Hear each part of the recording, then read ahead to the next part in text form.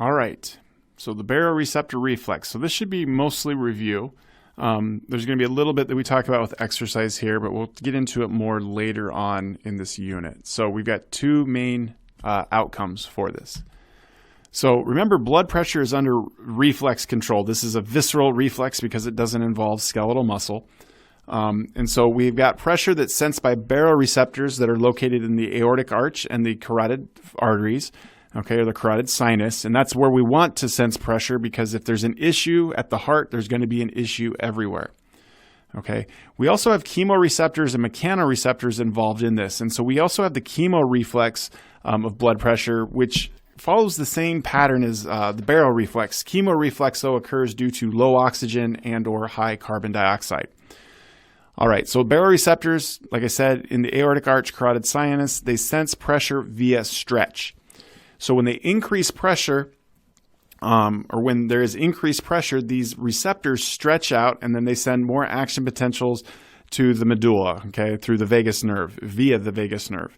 If there's less pressure, then there's less stretch, and then there's fewer action potentials, and the brain interprets this as, oh, pressure's low. So what happens if we have high blood pressure?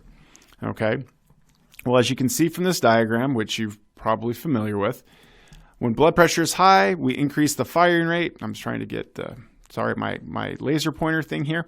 Okay, that's sensed by these baroreceptors that send a signal to the cardiovascular controls in the medulla. And so what happens is we decrease sympathetic output, increase parasympathetic output that will ultimately decrease total peripheral resistance, heart rate, stroke volume, cardiac output, and pressure. And then we have a negative feedback loop because pressure will drop. So from the parasympathetic side, remember the parasympathetic side only affects heart rate. And so we have what's called, if we have low pressure, so I know the flow chart was high pressure, but if we have low pressure, we're going to decrease our parasympathetic side. So this causes parasympathetic withdrawal. So there isn't as much acetylcholine being released onto the SA node. There's reduced activation of the muscarinic cholinergic receptors, less potassium's going out of the cell, and so heart rate will go up. On the sympathetic side, epinephrine and norepinephrine are released. They activate adrenergic receptors on the SA node, the ventricles, and the arterioles that will ultimately increase heart rate, stroke volume, and resistance, all of which increases mean arterial pressure, because as you recall, hopefully, mean arterial pressure is heart rate times stroke volume times resistance. And if we have low pressure, or we're trying to reduce pressure, the opposite would be true. So when this comes to exercise, well, how does exercise affect blood pressure? Pressure increases. Well, normally we don't like high pressure, but in this case, we want high pressure. Okay, because this high pressure will allow us to maintain oxygen delivery to the tissues that need it. And so instead of activating the baroreceptor reflex, the brain just goes, this is good for right now. We're going to reset our mean arterial pressure.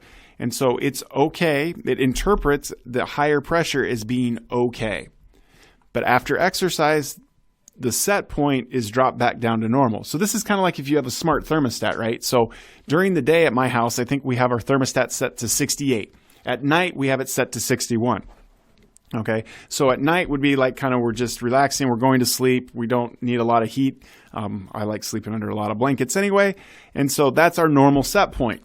But then when we wake up, it's like we're exercising, so instead of, we want temperature to be higher, but instead of causing like the AC to kick on, which would be weird this time of year, the thermostat just goes, oh, this is my new normal. For this situation, 68 is normal. Okay? All right, so explain how the baroreceptor reflex works and describe what happens to pressure and the set point during exercise.